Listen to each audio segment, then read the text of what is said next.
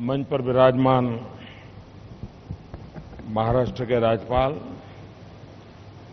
श्रीमान विद्यासागर राव, महाराष्ट्र के लोकप्रिय युवा मुख्यमंत्री श्रीमान देवेंद्र जी, भारत के सार्वजनिक जीवन में वरिष्ठ नेताओं में से एक श्रीमान शरदराव जी पवार, केंद्र के मंत्रिपरिषद के मेरे साथी श्री प्रकाश जावड़ेकर जी, राज्य मंत्रिपरिषद के श्री चंद्रकांत पाटिल, श्री गिरीश बापट, श्री पांडुरंग जी फुंडकर, श्रीमान सुभाष जी देशमुख, वसंतदादा गन्ना संस्थान के उपाध्यक्ष श्रीमान शिवाजीराव जी पाटिल, श्रीमान दिलीप वालसे पटेल जी और विशाल संख्या में पधारे हुए किसान भाइयों बहनों, सहकारी क्षेत्र के सभी महानुभाव, मैं सबसे पहले वसंतदादा पाटिल की जन्मशती के शुभारंभ पर उनको आदरपूर्वक अंजलि देता हूं। सार्वजनिक जीवन में जिन उच्च मूल्यों की उन्होंने प्रस्थापना की, लेकिन साथ-साथ अपने जीवन को किसान के साथ, कोऑपरेटिव के साथ और उसमें भी आधुनिकता की तरफ निरंतर चलते रहना, उसमें उनका बहुत बड़ा योगदान रहा। और आज इस संस्था की जो हम मजबूत नींव देख रहे हैं, उसके मूल में वसंतदादा पाटिल जी का दीर्घदृष्टि, उनका योगदान और भारत के अर्थकारण की जो मूल धारा है, जो गांव और किसान से जुड़ी रहती है, उसको भली भांति पहचान करके उसको ताकत देने का निरंतर प्रयास, ये आने वाली पीढ़ियों को भी उपकारक होने वाला है। हमारे देश में जिस गति से कृषि क्षेत्र में अनुसंधान होने चाहिए थे, टेक्नोलॉजी का उपयोग बढ़ना चाहिए था, दुनिया जिस गति से आगे बढ़ी है, उसमें हम काफी पीछे रह गए। आज भी विश्व में प्रति एकड़ जो शुगर केन का यील्ड है, पैदावार है, उसकी तुलना में हम काफी पीछे हैं। आज भी दुनिया में शुगर केन में जो शुगर कंटेंट है, हमारे देश में आज भी उसमें वेरिएशंस हैं। दक्षिण में एक अनुभव आता है, मध्य में दूसरा आता है, उत्तर में तीसरा आता है। और ऐसे समय एक डेडिकेटेड इंस्टीट्यूशन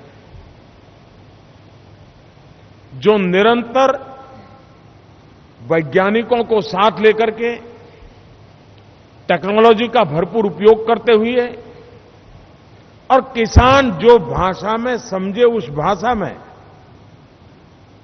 खेत तक पहुंचाने का जो प्रयास कर रही है, मैं नहीं मानता हूं कि ये कोई छोटा सा काम है और उसका परिणाम हम अनुभव करते हैं। आज मैं शरद राव जी के साथ फार्म विजिट भी की। मैंने सारी चीजों को समझने का प्रयास किया। मेरी भी इन चीजों में थोड़ी जिज्ञासा रहती है। मैं कभी परेशान होता था कि शुगर में जो फ्लड इरिगेशन होता है और किसान के दिमाग में भर गया था कि जब तक खेत लबालब पानी से भरा हुआ नहीं होगा तब तक फसल हो ही नहीं सकती। मैं बहुत साल पहले मॉरिशस गया इस चीजों को समझने के लिए। तब तो मैं राजनीतिक जीवन में भी नहीं था और मैंने वहां पाया कि स्प्रिंकलर से उनके खेत लहलहा रहे थे। फ्लड इरिगेशन नहीं था। मैंने आकर के मेरे यहां जब किसानों से बात की तो मैं उनके गले नहीं उतार पाया। ये बहुत पुरानी बात है। उस समय मैं उनको समझा रहा था।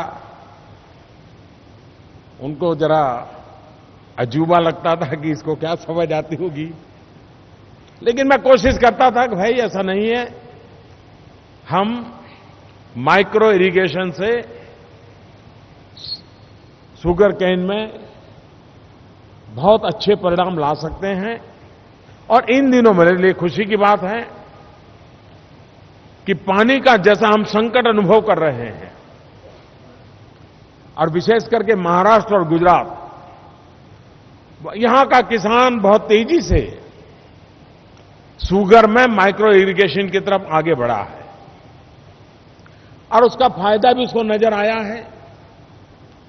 जहां पर माइक्रो इरिगेशन से शुगर कल्टीवेशन हुआ वहां पर क्रॉप की क्वालिटी, क्रॉप का क्वांटम और उसमें शुगर का कंटेंट, इस सब में सुधार नजर आया है।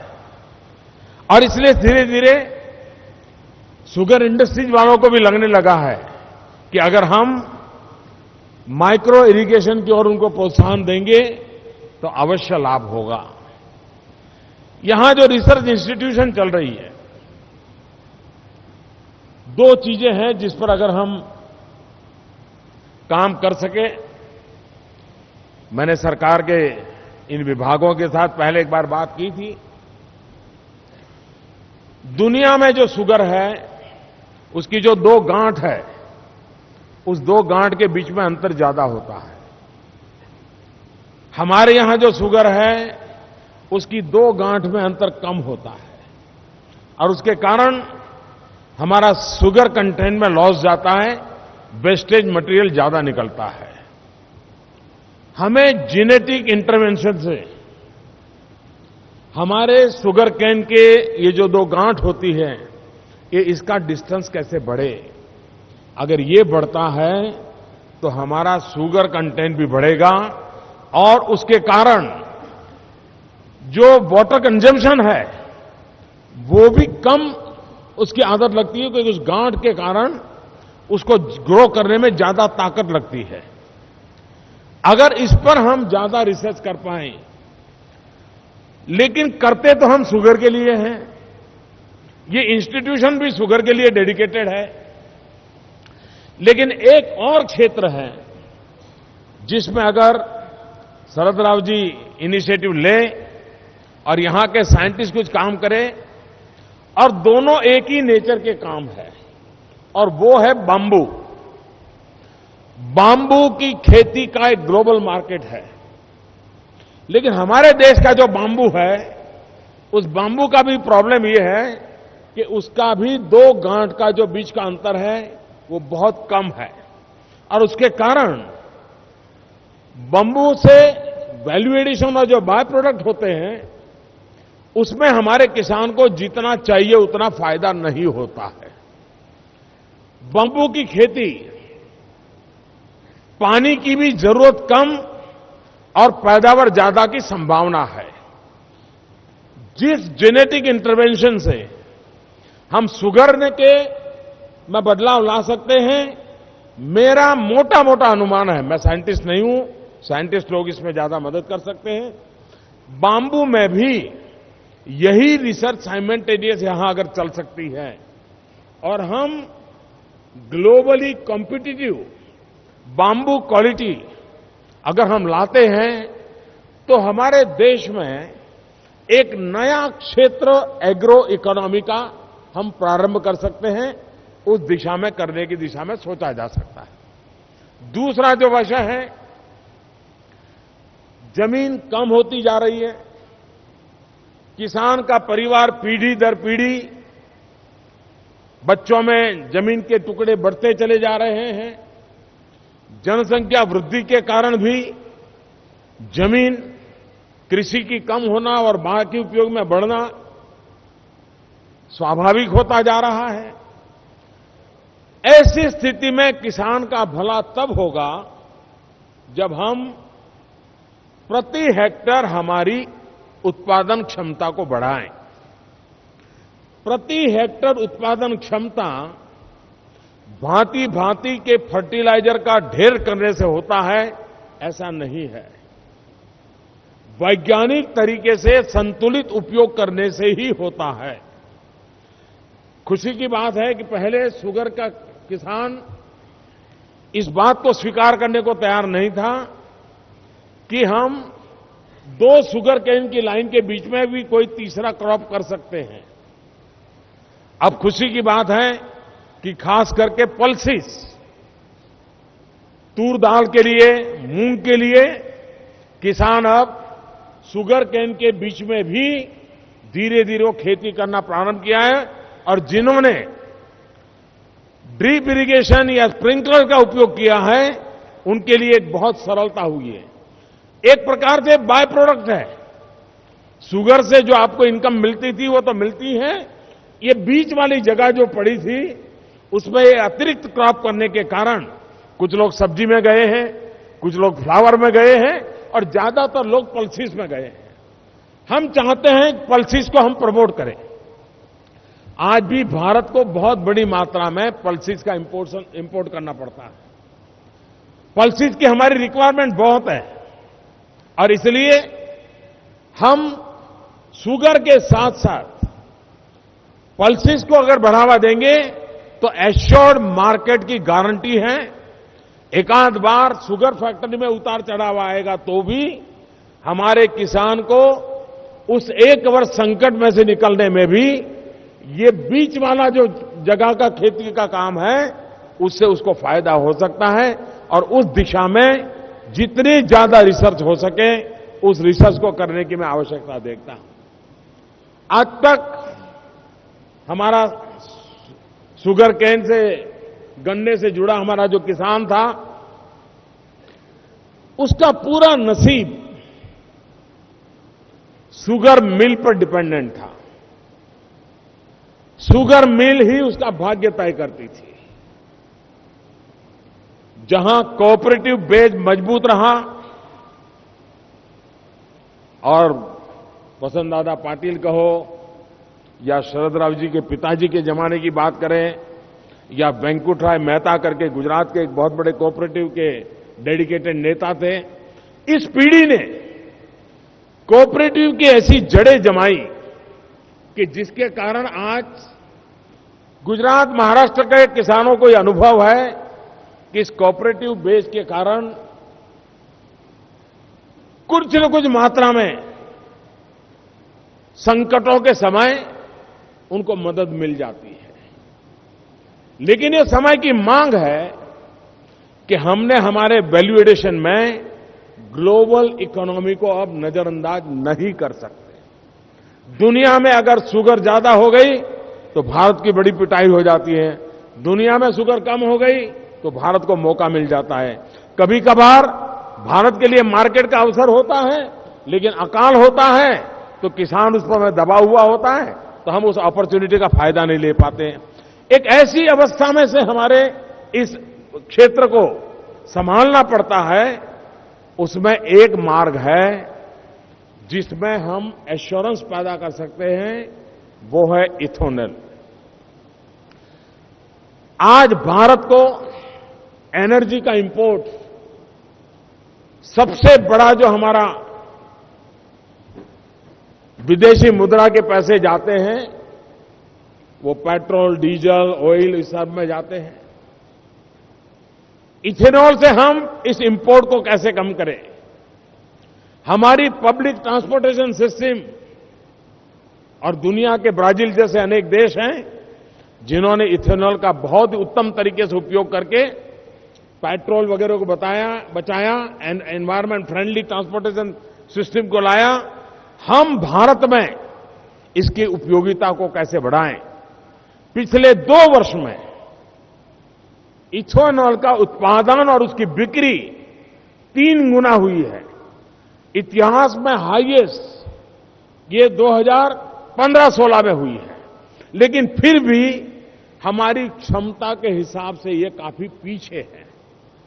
और इसलिए हमारे लिए आवश्यक है कि नीतियों के द्वारा, सपोर्ट सिस्टम के द्वारा हम वैल्यू एडिशन में खास करके इथेनॉल पर और देश के इंपोर्ट को हम कैसे कम करें, हमारी ट्रांसपोर्टेशन सिस्टम में, और खाड़ी का तेल की झाड़ी का तेल, मेरा विश्वास है हमारा देश का किसान खाड़ी के तेल से मुक्ति दिलाकर झाड़ी के तेल से देश को आगे बढ़ाने की ताकत रखता है। हमने उन चीजों को बल देना है और सरकार ने कुछ प्रोग्रेसिव पॉलिसीज का इनिशिएटिव लिया है। पहली बार इथेनॉल में एक प्रकार के लचीला कहें लेकिन एमएसपी टाइप व्यवस्था की ताकि मार्केट एश्योर हुआ। कुछ शुगर फैक्ट्री ऐसी है कि जिनके पास इथेनॉल बनाने के प्लांट नहीं है। हमने उनसे कहा था कि आप किसी दूसरे का काम लीजिए, हम आपको कॉम्पेंसेट कर देंगे। और इसके कारण टोटल शुगर केन का प्रोडक्ट, गन्ने का प्रोडक्ट, उसका इतनी मात्रा में इथेनॉल की तरफ जाने में हम सफल हो सकते हैं। शुगर मार्केट डाउन जाए तब भी हम इसको बैलेंस कर सकते हैं। शुगर का मार्केट की कठिनाई आ जाए तो हम इसको इस पर डाइवर्ट कर सकते हैं। तो इकोनॉमी में बैलेंसिंग पावर के रूप में ये एक प्रयोग हमें बहुत काम कर सकता है। और एक क्षेत्र है स्टार्टअप्स। ये बात निश्चित है कि इनोवेशन की दिशा में हमने बहुत कुछ करना पड़ेगा। और जितना इनोवेशन एक फार्म में होता है, उससे भी ज्यादा इनोवेशन एग्रीकल्चर में आज इंजीनियरिंग के द्वारा हो रहा है।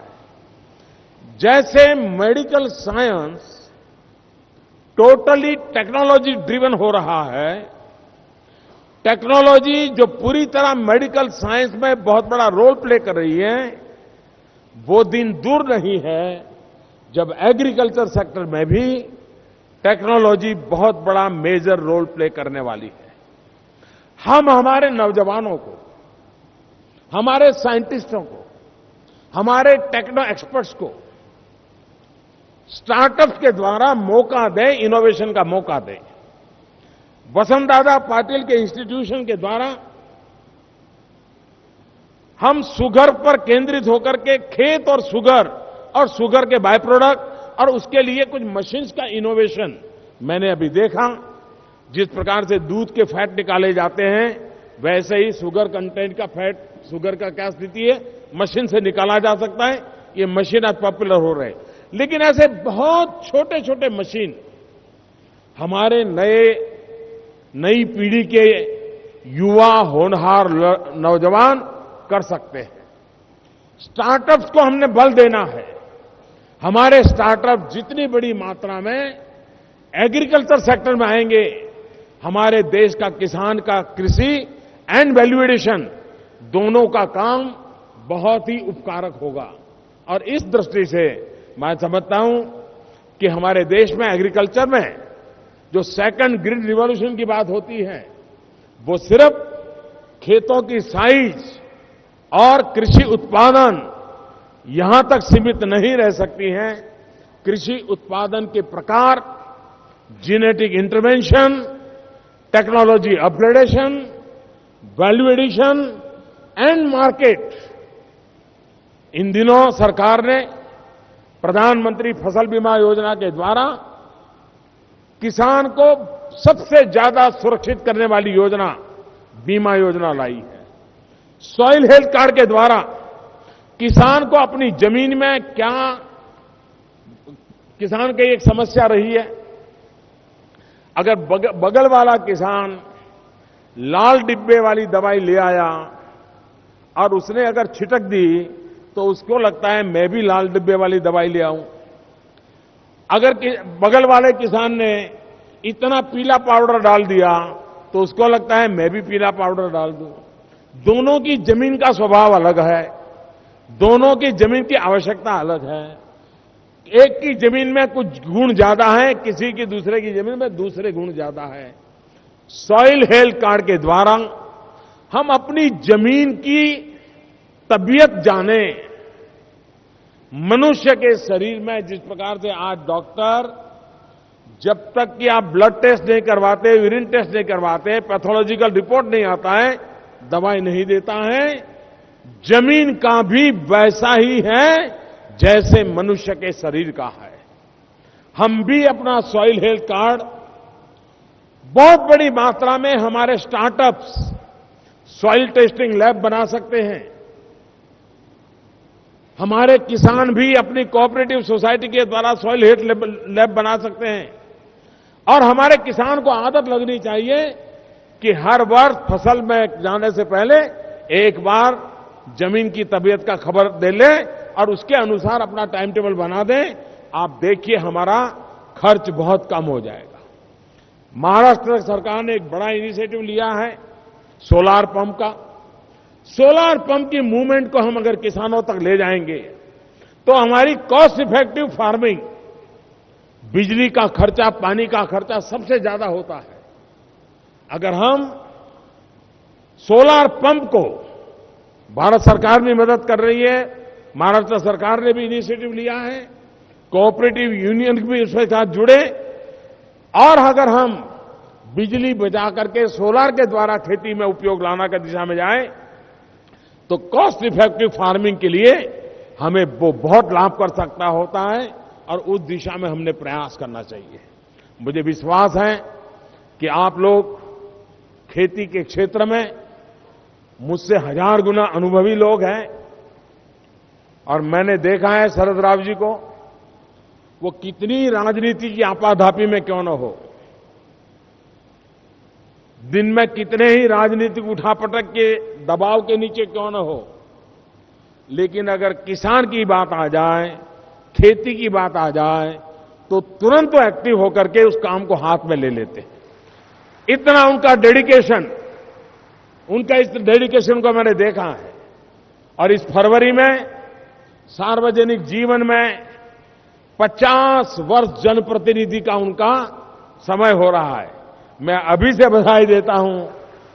50 साल तक विदाउट ब्रेक जनप्रतिनिधि के रूप में चुन करके आना, चुनाव जो लड़ते हैं, जीतते, उनको पूरा पता है कि किस प्रकार से जिंदगी जीनी पड़ती है। शरद राव जी ने जी करके दिखाया है और एक बहुत उत्तम उदाहरण सभी सार्वजनिक जीवन के लोगों के लिए एक उत्तम उदाहरण उन्होंने प्रस्तुत किया है। वैसे हमारे देवेंद्र फडणवीस जी, अगर उनका मैं नागपुर के म्युनिसिपैलिटी में जो चुन करके वो आए कॉर्पोरेटर, उसको हिसाब लगाऊं तो उनको भी 25 वर्ष नॉन स्टॉप जनप्रतिनिधि का हो रहा है शायद, इतनी छोटी आयु में अगर उनका। लेकिन शरद राव का एमएलए और एमपी वाला मामला है, अपने आप में बड़ी विरासत है। सार्वजनिक जीवन की एक बहुत बड़ी पूंजी है, बहुत बड़ी विरासत है। मैं व्यक्तिगत रूप से शरद राव का अत्यंत आदर करने वाले व्यक्तियों में से रहा हूं। मैं गुजरात का मुख्यमंत्री था, वो हमेशा मुझे उंगली पकड़ करके चलाने में मेरी काफी मदद करते रहे हैं और ये बात सार्वजनिक रूप से स्वीकारने में मैं गर्व अनुभव करता हूं। और मैं मानता हूं कि सार्वजनिक जीवन जनहित के लिए होता है। भाइयों बहनों, एक बात इस विषय से हट करके भी मैं करना चाहता हूं। 8 तारीख रात 8 बजे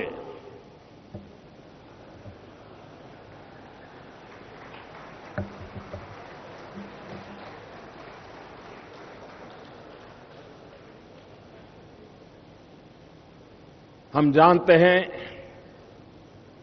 हमारे दुश्मन हमारे देश को तबाह करने के लिए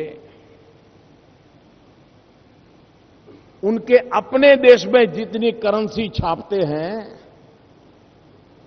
उससे ज्यादा हमारे देश में नकली नोट घुस जाए, जाली नोट घुस जाए, उसके खेल खेलते रहे हैं। और बड़ी बड़ी नोटें जो एक्सट्रीमिस्ट ग्रुप है, नक्सलवाद के नाम से हो, उग्रवाद के नाम से हो, एक्सटॉर्शन कर करके लोगों से रुपए पड़ाते हैं, जंगलों में पेड़ के नीचे दबा के रखते हैं, आर्म्स लेते हैं, आतंकवाद को बल मिलता है। इनकी ये जो धोरी नस है, जहां से उनको पैसा आता है, उसको काटना बहुत जरूरी था। इसलिए 8 तारीख रात 8 बजे 1000 और 500 की नोट, जाली नोट, इन सब पर एक बहुत बड़ा निर्णय सरकार ने किया है। देश की जनता ने उसको जो आशीर्वाद दिए हैं, मैं इसके लिए देश की जनता का आभारी हूं। एक भ्रम फैलाया जा रहा, क्योंकि यहां बड़ी मात्रा में किसान है, इसलिए मैं कहना चाहता हूं, किसानों को भ्रमित किया जाता है कि अब 1000 और 500 की नोटें गई और आपके पास जो खेती से कमाई करके पैसा आया है वो बैंक में जमा करना पड़ेगा और फिर मोदी उस पर टैक्स लगाएगा। मेरे किसान भाइयों, आप पर कोई टैक्स लगने वाला नहीं है। आप बेफिक्र रहिए। ये देश आपका है, ये पैसे आपके हैं, ये बैंक भी आपकी है, ये मोदी भी आपका है। तो इन सारी भ्रम चालों से, लेकिन हम, ये बात सही है, मैंने देश की जनता से 8 तारीख को ही 50 दिन मांगे हैं, क्योंकि इतना बड़ा बदलाव लाना, आपको मालूम होगा 1978 में जब जनता पार्टी की सरकार थी, तब मोरारजी भाई देसाई, उन्होंने 1000 की नोट बंद की थी। मैं कोई पहला नहीं हूं जिसने काम किया है। उसके बाद यूपीए सरकार थी, उसने चवन्नी बंद की थी।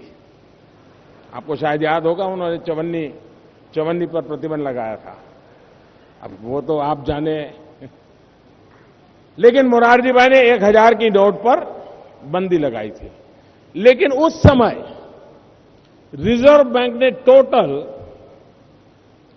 145 करोड़ रुपीस, 145 करोड़ रुपयों की मूल्य की 1000 की नोटें छापी थी। और उसमें से सिर्फ 80 करोड़ पब्लिक में थी, 65 करोड़ बैंकों में पड़ी थी, बाहर निकली भी नहीं थी। इस समय देश में 500 और 1000 की नोट, इसकी वैल्यू करीब करीब 14 लाख करोड़ रुपया है। कहां 145 करोड़ और कहां 14 लाख करोड़।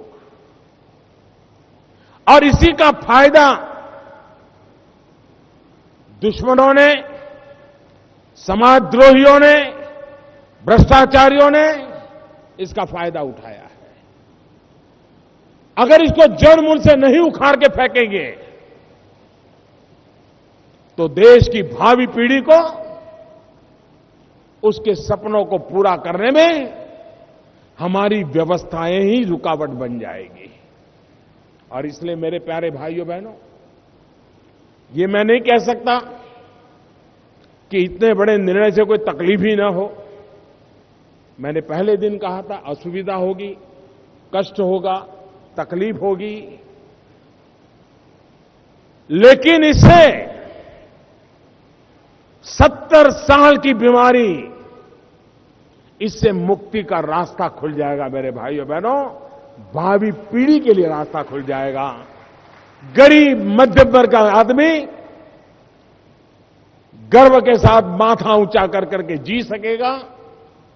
मैं देशवासियों से इस भगीरथ काम के लिए कुछ असुविधा रहते हुए भी सहयोग करने का आग्रह कर रहा हूं। कुछ लोग होंगे जिनकी तकलीफ जरा ज्यादा होगी, वे पता नहीं क्या क्या करेंगे, लेकिन उनकी मुझे ज्यादा चिंता नहीं है। मुझे चिंता देश के सामान्य नागरिक की है। और मैं आपको विश्वास दिलाता हूं, आपको अपने 500 का नोट किसी को 499 में भी देने का जरूरत नहीं है। आपका 500 का 500 आपके हक का है, आपको मिलेगा। आपके 1000 के नोट में से 10 रुपया भी कम किसी को करने की जरूरत नहीं है। आपका 1000 का पूरा 1000 मिलेगा। बस मुझे 30 दिसंबर तक, मैंने 50 दिन का समय मांगा है, व्यवस्थाएं चल रही है। हां, ये चीजें 8 तारीख के पहले मैं कर ही नहीं सकता था, वरना ये चीजें छिपी नहीं रहती जी, ये लीक हो जाती। और लीक हो जाती तो इसके जो सेंसा है, जिनके घर में बोरी की बोरियां भरी पड़ी हैं, वो तो इसका मैदान मार लेते हैं। मैं गरीब के लिए हूं, गरीब के हकों के लिए हूं, सामान्य मानवी के लिए हूं, सामान्य मानवी के हकों के लिए हूं। इसलिए कष्ट होगा इसका पूरा अंदाज था। शुरू के कुछ दिनों में बैंकों से पैसे पहुंचने में तकलीफ होनी थी, लेकिन मुझे विश्वास है देशवासी 30 दिसंबर तक मेरी मदद करेंगे और देश के में शुचिता के लिए, शुद्धिकरण के लिए, प्रामाणिकता के इस पर्व के लिए आपका पूरा सहयोग रहेगा। इसी एक अपेक्षा के साथ फिर एक बार वसंतराव दादा को बहुत बहुत अभिनंदन करता हूं, प्रणाम करता हूं, श्रद्धांजलि देता हूं। और ये शताब्दी वर्ष किसानों के जीवन में बदलाव लाने के लिए, आधुनिक कृषि की तरफ हमें ले जाने वाला बने, यही मेरी शुभकामना है। मुझे इस अवसर पर आने का मौका मिला। मैं शरद राव का हृदय से आभार व्यक्त करता हूं कि मुझे उन्होंने इतने प्यार और सम्मान के साथ इतने बड़े महत्वपूर्ण अवसर पर निमंत्रित किया। बहुत बहुत धन्यवाद।